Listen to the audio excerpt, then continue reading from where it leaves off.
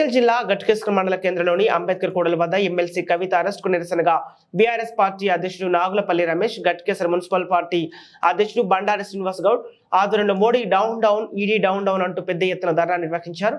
ఈ సందర్భంగా వారు మాట్లాడుతూ లోక్సభ ఎన్నికల్లో బీఆర్ఎస్ పార్టీని ఎదుర్కొనే దమ్ము లేక బీజేపీ, కాంగ్రెస్ కుమ్మక్కై పక్కా ప్లాన్ ప్రకారమే ఎమ్మెల్సీ కవితను అక్రమంగా అరెస్టు చేశారని అన్నారు. తక్షణమే ఎమ్మెల్సీ కవితను రిలీజ్ చేయకుంటే గల్లీ నుండి ఢిల్లీ దాకా పెద్ద ఎత్తున ఉద్యమిస్తామని హెచ్చరిస్తున్నారు. ఈ కార్యక్రమంలో Ghatkesar municipal vice chairman Palugula Madhava Reddy, కౌన్సిలర్లు, కోఆప్షన్ మెంబర్లు, బీఆర్ఎస్ పార్టీ నాయకులు, కార్యకర్తలు పెద్ద ఎత్తున పాల్గొన్నారు.